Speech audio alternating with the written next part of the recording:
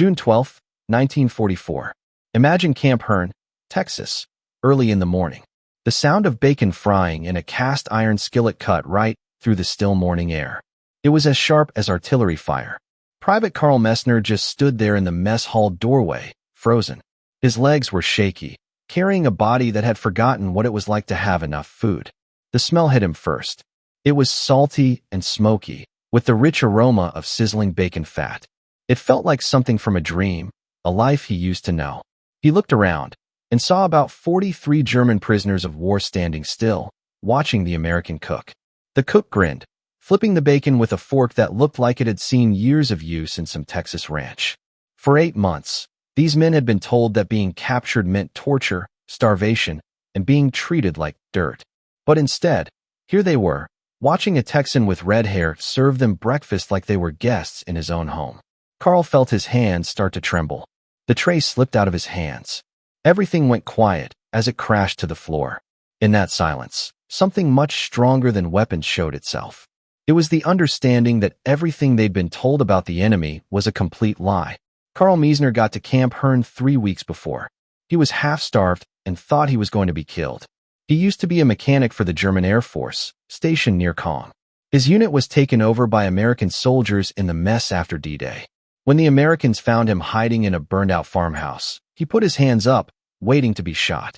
Instead, a young corporal from Ohio gave him some water and asked if he was hurt. That simple act of kindness confused him more than any battle ever had. It went against everything his officers had taught him since 1939. They said that Americans were cruel, that they would hurt prisoners, and that giving up meant death. But there he was, alive, being put on a truck with other captured Germans, headed to the coast, and a ship going to America. The trip across the Atlantic took 11 days. Carl spent most of it below deck, squeezed in with other men whispering about what was going to happen to them. Some thought the Americans would make them work as slaves in factories. Others thought they'd be used as human shields when the Allies invaded Japan. A few hoped they'd just be held until the war was over, but no one really believed it. Carl wrote in a small notebook he had hidden in his boot, "We are crossing an ocean toward an enemy who gives us soup and bread. I don't understand this war anymore." When the ship landed in Virginia, he was waiting for chains. But instead, they got medical checkups, were cleaned up, given clean uniforms, and put on trains heading west. Carl looked out the windows, watching America go by. Fields that never seemed to end, busy towns, and factories pumping smoke into the summer sky.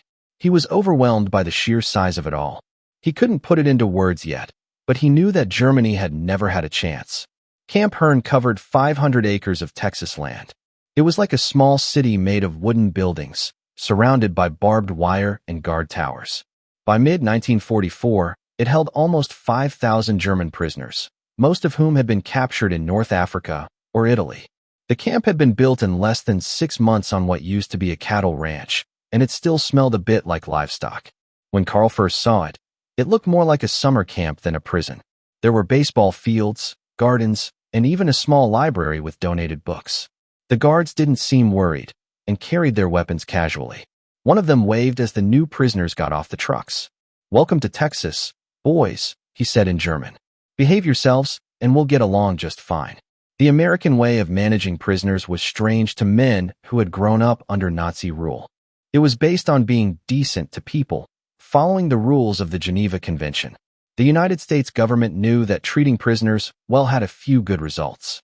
It made enemy soldiers more likely to give up instead of fighting to the death. It gave them the moral high ground when talking about American prisoners held overseas. And it showed the world that democracy could fight a war without giving up its values. By 1944, the U.S. had almost 400,000 prisoners of war in over 500 camps across the country. Texas had the most. These men were fed the same amount as American soldiers, about 2,800 calories a day, compared to the 1,500 calories that German civilians were getting because of Allied bombing. They were paid 80 cents a day in camp money for working on nearby farms. They could use that money to buy things like soap, cigarettes, candy, and even musical instruments at the camp store. For men who had spent years under a system that used fear to get obedience, this was hard to understand. And so, when Carl stood in that mess hall, watching the American cook flip bacon and smile, It wasn't just hunger that hit him. It was the breakdown of everything he believed in. For the first time since the war started, he realized that power could look like kindness, and that the enemy might be more human than the people who had led him into battle. Carl's first week at Camp Hearn was a blur of confusion and exhaustion. He stayed in a building with 30 other men, mostly former soldiers who had been captured in Italy. They slept on beds with mattresses and blankets, ate 3 meals a day in a mess hall that held 200 people, and were allowed to spend their afternoons playing cards or writing letters home. The Red Cross checked everything, blocking out place names and military info, but the letters still got through. Carl wrote to his mother in Bavaria, "I am in a place called Texas. They have given me a bed, food, and cigarettes. I think often of home, but I am not suffering." He didn't write that he felt safer here than he had felt anywhere since the war began, because he could barely admit it to himself. The guards didn't yell or hit. The food, while simple, was always on time. And every morning when he heard the bugle, he felt grateful that he had lived long enough to see this strange, orderly captivity. The man in charge of feeding 5,000 prisoners 3 times a day was Sergeant Harold "Red" McIntyre, a 34-year-old ranch cook from Abilene. He had been drafted into the Army in 1942. Red never wanted to be a soldier. He was a cowboy at heart, a man who felt good about himself when he made good food and made people happy. The Army saw his skills early on and put him in charge of the kitchen, first at training camps in Texas, and then at Camp Hearn when it first opened. Red ran his kitchen the way he would feed ranch hands. No one leaves hungry, no one complains twice, and respect is earned by being consistent. He hired some German prisoners to help him, men who had worked in restaurants or bakeries before the war. They taught him how to make certain German dishes, and he taught them how to fry chicken and smoke meat. While they swapped recipes and laughed over mistakes, the line between who was in charge and who was the prisoner began to fade. Red's kitchen became a place where men who had been trying to kill each other argued about how to season beans. One of his helpers was a baker from Munich named Klaus who had been captured in Anzio. Klaus was good at his job, kneading dough and shaping loaves while Red worked the stoves. They talked in broken English and used hand gestures, but cooking was its own language. When Red got some real bacon from a local rancher in early June, not the processed Army kind, he held the wrapped slabs like they were treasure. Bacon was hard to find across America, something even regular people didn't often get to enjoy. Most Army cooks would have saved it for the officers or the American soldiers. But Red had another idea, one that would have gotten him in trouble if his bosses had known. He wanted to see what would happen if he served real food, the kind that made people feel something, to men who had been told they were less than human. The morning of June 12th started like any other. The bugle went off at 6, and the camp woke up as the sky began to get lighter. Carl Mesner washed his face in cold water from the pump and put on the worn-out clothes given to the prisoners. He was supposed to spend the day fixing fences on a nearby farm. But first, breakfast. He got in line with the other men headed towards the mess hall, their boots making noise on the gravel, their voices quiet and sleepy. The smell hit him before he reached the door. It was rich and smoky, something he hadn't smelled since before the war. Around him, other prisoners stopped, lifting their heads like deer sensing danger. "Do you smell that?" One man whispered in German. "Is that bacon?" Another asked, sounding like he couldn't believe it. Inside the mess hall, Red McIntyre stood behind the counter, wearing his old hat and a grin that showed he knew exactly what he was doing.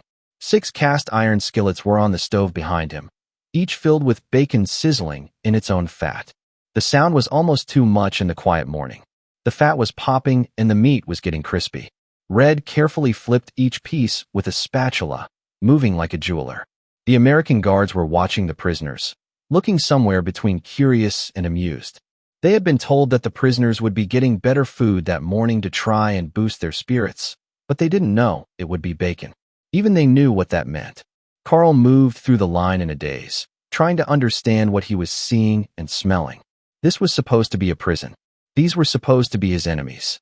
And yet, here was food that his own family hadn't had in years, being served to him like there was plenty to go around by a country that had never known real hunger. When he got to the counter, Red put 2 strips of bacon on his tray, along with some scrambled eggs and a piece of toast. "Morning, son," Red said in his slow way of speaking. "You look like you could use some meat on those bones." Carl looked at the plate. The bacon was perfect. The edges were crispy and curled, the center was still soft, and the fat was glistening. Steam rose from it, bringing with it a smell that opened a door in his memory that he had kept closed for years. He was 8 years old, standing in his mother's kitchen in Bavaria on a Sunday morning. Sunlight was coming through the curtains as his father sat at the table reading the newspaper. His mother was humming as she cooked, and the smell of bacon filled the house, bringing a feeling of safety, family, and peace. Carl remembered reaching for a piece and burning his fingers. His mother had laughed and kissed his hand, saying, "Patience, little one. Good things are worth waiting for." The memory hit him hard. His hand started to shake. The tray tipped, and he tried to steady it, but his legs were giving out. The plate crashed to the floor, and Carl fell with it. The mess hall exploded into action. Prisoners shouted in German. Guards rushed forward, reaching for their weapons. Red jumped over the counter and knelt beside Carl, holding the young man's head as his eyes rolled back. "Medic!" Red yelled, his voice cutting through the noise. "Someone get the medic." Carl's eyes opened, wild and unfocused, his lips moving, forming words in broken English. You poison us?" Red's face softened with sadness. "No, son," he said quietly. "No poison, just breakfast." Carl stared at him, tears running down his cheeks. "Why?" he whispered. "Why you give bacon?" Red didn't have an answer that he could put into words. He just shook his head and said, "Because you're hungry, and because it's the right thing to do." The medic came and said Carl was okay, just in shock and malnourished. They took him to the infirmary and laid him on a bed where he stared at the ceiling for an hour without speaking. But the change was already happening.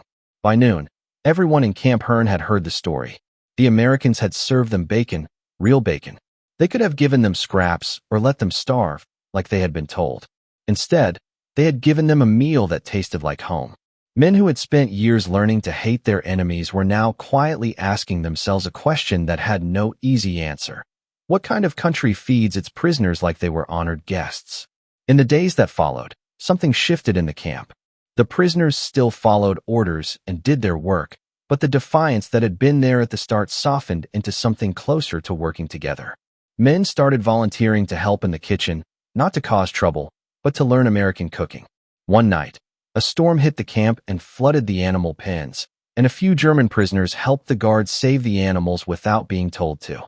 When mail arrived, letters from families in Germany talked about hunger and destruction, and the prisoners would sit reading them while eating meals that included meat, vegetables, bread, and coffee. The contrast was almost too much to handle for some. A few of the tougher Nazis in the camp organized a protest, refusing to eat enemy food and calling their fellow prisoners traitors. The protest lasted 2 days before hunger won. Even believing strongly in something couldn't compete with bacon. Red McIntyre didn't think of himself as a hero or a diplomat. He was just a cook doing his job the only way he knew how, with kindness and consistency. But he started to notice the small changes. The prisoners greeted him in the morning with nods and small smiles. Klaus, his baker assistant, started teaching him German words, and Red would mess up the pronunciation until they were both laughing. One afternoon, Carl Mesner came to the kitchen door holding something wrapped in a cloth. He carefully unwrapped it, showing a small wooden cup he had carved from a piece of fence post. It was smooth from being used, and burned into the side was a single word: "Thanks." Red turned the cup over in his hands, his throat tight. "You didn't have to do this," he said. Carl shook his head. "You give me strength. I give you thanks." Red put the cup on the shelf above the stove, and it stayed there for the rest of the war. By late summer, the war in Europe was coming to an end. Allied forces were pushing through France towards Germany, while the Russian army was closing in from the east. Inside Camp Hearn, the prisoners listened to news broadcasts over speakers, their faces hard to read as the announcer described the destruction of their homeland. One announcement, in particular, struck Carl hard. American factories have now made over 96,000 airplanes this year alone. Production is increasing monthly, and war bonds have raised over $185 billion. Women across the country, known as Rosie the Riveters, are building planes, tanks, and weapons at a rate never seen before. Carl stood listening, trying to understand the numbers. 96,000 airplanes in a single year. The German Air Force had started the war with less than 5,000 planes total. Red stood nearby, watching the prisoners take in the news. He saw the moment when it clicked for them. They hadn't been beaten by better soldiers or tactics, but by a nation whose ability to build things was unmatched. One of the older prisoners, a former captain, turned to Red and said, "You fight with factories. We fight with flags." Red nodded. "Factories win wars," he said. "Flags just make men willing to die." That night, Carl wrote in his notebook, "Today, I learned the truth. America didn't beat us with cruelty or hate. They beat us with plenty. They built more, made more, fed more, and now they even feed us, the defeated, because they have so much that they can afford to be kind." It was the longest entry he had written since being captured, and the last time he would wonder why the Americans were treating him with kindness. The winter of 1944 brought cold winds and news from Europe that got worse every week. The Battle of the Bulge, the firebombing of Dresden, the discovery of concentration camps as Allied forces pushed into Germany. The prisoners at Camp Hearn heard it all, and for many, the shame was almost unbearable. They had thought they were fighting for their country, for honor, for survival. Now they learned that while they were fixing fences in Texas, their countrymen had been running death camps. Some prisoners didn't believe the reports, saying it was Allied lies. Others fell silent, unable to accept that the nation they had loved had committed such terrible acts. Carl sat in the barracks one night, listening to two men argue. One insisted the camps were not as bad as they were being made out to be, and the other cried as he read a letter from his sister describing the deportation of their Jewish neighbors. "We didn't know," the first man kept saying. "We couldn't have known." Carl didn't say anything, but he knew the truth in his heart. They didn't want to know. Red McIntyre kept hearing the same stuff on the armed forces radio, and it started changing how he looked at the guys he was feeding. He'd always thought of them as just soldiers, young guys caught up in something bigger than they understood. Now, he couldn't help but wonder how many of them had done terrible things. How many had just stood by and watched? How many had bought into the lies? Because believing was just easier than standing up. But the next morning, when he served breakfast, he did it the same way he always did, with care and without judging them. "I'm not their preacher," he told a guard who asked why he wasn't spitting in their food. "I'm their cook, and a man's got to eat no matter what he's done." It was a way of thinking that came from being humble, not from forgiving, and it helped him get through the worst parts of the war. May 8, 1945. Victory in Europe Day. The news came over the speakers right after breakfast. Germany had given up, no conditions. The war was finally over. Up in the guard towers, American soldiers were shooting their guns in the air and cheering. Back in the barracks, the German prisoners just sat there, silent. Some were crying, others just stared at the walls. A few of the hardcore guys mumbled that it was a lie, that their leader would never give up, that they were still going to win. But most of them just took in the weight of it all. Everything they'd fought for, everything they believed in, was gone now. Carl Mesner walked out into the Texas sun and stood there for a long time, watching the flag flap in the wind above the camp HQ. He didn't feel angry. He didn't feel relieved. Just really, really tired. Like he'd been carrying something way too heavy for way too long. The war was over, but now they had to answer for everything.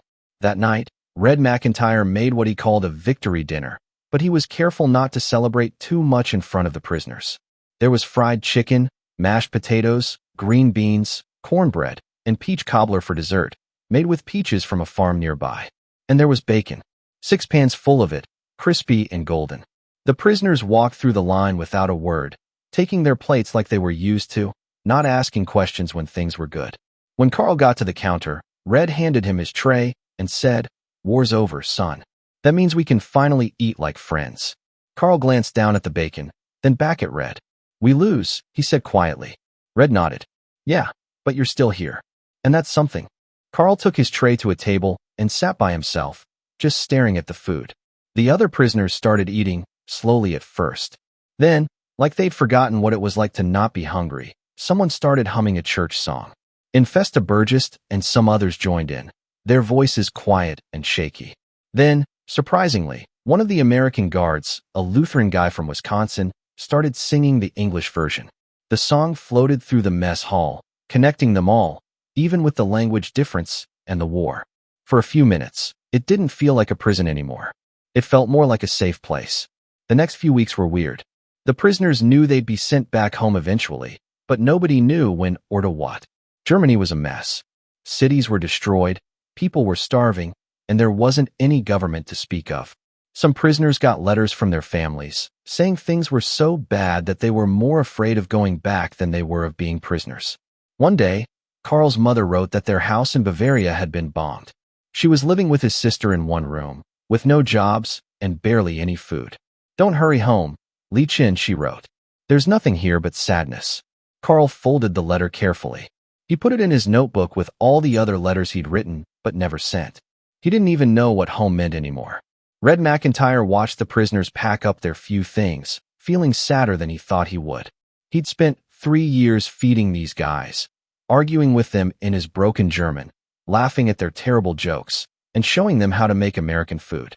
They'd been his job, and in a way, he'd never really admit, they'd become his reason for being there.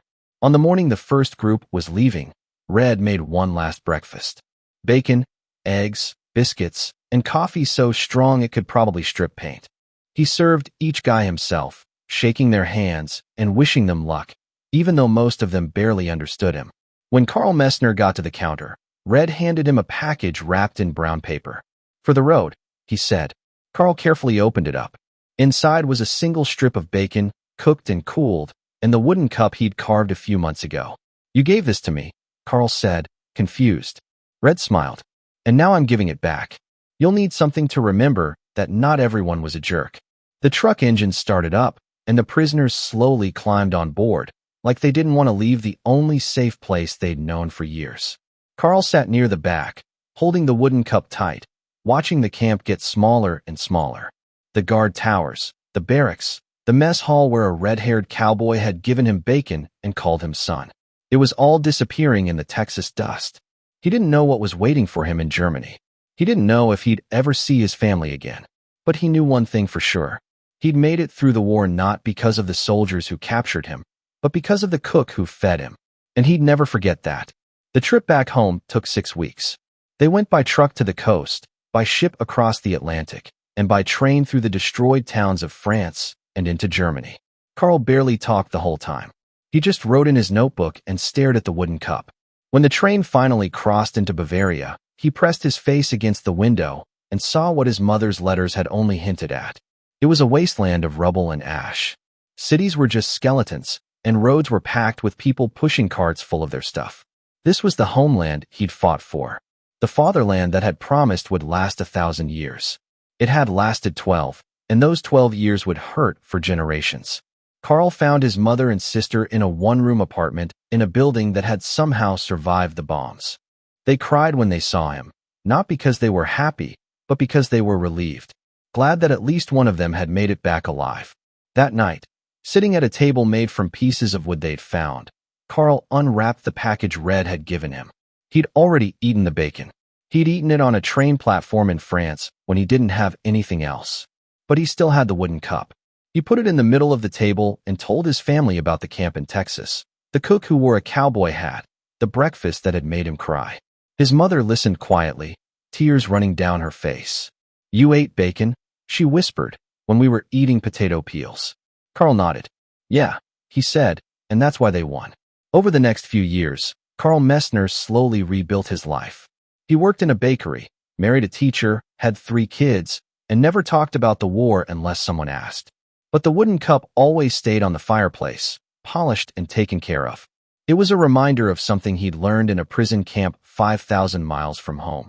That being kind isn't being weak, that having plenty is a strength, and that sometimes the most powerful thing you can do is a simple act of kindness. In 1961, 17 years after he'd been captured, he got a letter from Fort Worth, Texas. Inside was a photo of a diner with a sign that said McIntyre's Grill. On the back, written in faded ink, were the words, "Still cooking. Still fighting wars with breakfast. Hope you're okay, son. Red." Carl stared at the photo for a long time, then put it carefully next to the wooden cup. He thought about writing back, about trying to explain what those months in Texas had meant to him, how they had saved not just his body, but his soul. But in the end, he decided that some things were too big for words. Instead, he took the photo to his bakery and hung it on the wall behind the counter, where everyone could see it. When people asked about it, he'd smile and say, "That's the man who taught me that peace starts with sharing a meal." And even though Red McIntyre never knew it, never got Carl's letter, never found out that his simple act of feeding prisoners had made a difference for years and years, the lesson stayed alive. It stayed alive in the stories told by former prisoners who went back to Germany with stories of how much Americans had. It stayed alive in the small acts of kindness that helped rebuild a broken country. And it stayed alive in the wooden cup that sat on Carl Mesner's fireplace until he died in 1989. A reminder of a war that was won not just with guns and bombs, but with bacon and coffee and the stubborn idea that even enemies deserve to be fed. Years after both men had died, historians would study the American prisoner system and be amazed at how well it worked, how human it was, and how smart it was. They'd say that German prisoners held in the United States were less likely to become radical after the war, that many of them became supporters of democracy, and that treating prisoners with respect had made a difference far beyond the battlefield. But those historians could never really understand what Carl Mesner had learned in that Texas mess hall on a June morning in 1944. They could count the food and write about the rules, but they couldn't measure the feeling you get when you smell bacon and remember something important. They couldn't put a price on a wooden cup carved with thanks. And they couldn't explain how a red-haired cowboy cook, armed with nothing but a skillet and the belief that everyone deserves to be treated decently, had done more for peace than any army ever could. The story of Carl Mesner and Red McIntyre isn't the only one. In hundreds of prisoner camps across America during the war, similar things happened. Small acts of kindness that didn't make sense in the middle of a war. A guard in Alabama who taught German prisoners how to play baseball, a farmer in Kansas who paid prisoners extra for their work and invited them to eat dinner with his family, a librarian in Colorado who filled a camp library with books and taught English classes. These weren't official rules or big plans. They were just choices made by regular people who knew, without being told, that the best way to measure a country isn't how it treats its friends, but how it treats its enemies when nobody's watching. And in that way, in that quiet refusal to see the defeated as less than human, America won a victory that would last longer than any battle. A victory not of weapons, but of ideas. The bacon that made a prisoner cry, the cup carved with thanks, the diner that opened after the war. These aren't just small details. They're the story itself. The small, human moments that show the deeper truth about how wars end and how peace begins. Germany was defeated by its factories, by having its supplies cut off, and by the combined strength of the Allied armies. But Germans like Carl Mesner were really changed by something simpler, being treated with respect by the very people they'd been taught to hate. That change spread across hundreds of thousands of prisoners and helped set the stage for reconciliation, for the Marshall Plan, and for the rebuilding of a democratic Germany that would become one of America's most trusted allies. And it all started with a Texas cook who believed that feeding people, any people, was a good thing to do, even in the darkest times of war. Today, the wooden cup is in a private collection in Munich, given by Carl Mesner's granddaughter, along with his notebooks and letters. People who visit the museum can read his words, follow his from being filled with hate from propaganda to becoming confused and grateful and finally understanding something important. They can see the photo of Red McIntyre's diner, faded now, but still clear. And they can hold the cup, smooth and worn, and try to imagine the moment when it was carved. A prisoner in a Texas camp, hungry and lost, trying to say thank you in the only way he knew how. The museum label says, "Wooden cup, carved 1944, Camp Hearn, Texas." Symbol of reconciliation and the power of small kindnesses in wartime. But those words aren't enough. They can't capture the smell of bacon on a June morning, the sound of a grown man crying, the quiet change that happens when an enemy becomes a cook wearing a cowboy hat and calling you son. In the end, the story of bacon served to German prisoners is a story about choices. The choice to see the enemy as human, the choice to feed them instead of letting them starve, the choice to believe that peace is built not by getting even, but by the everyday work of treating people with respect. Red McIntyre made that choice every morning when he turned on his stove. Carl Mesner made it when he carved a wooden cup instead of holding on to his hate. And America, with all its problems, made it when it decided that winning the war meant more than just beating armies. It meant proving that you could fight a war without giving up the things that made you worth defending in the first place. That's the lesson of the bacon, the cup, and the cowboy cook. That's the truth that made a prisoner cry and rebuilt him into someone stronger. And that's the story we need to remember. Not because it makes us feel good, but because it reminds us that even when things are at their worst, small acts of kindness can change the world.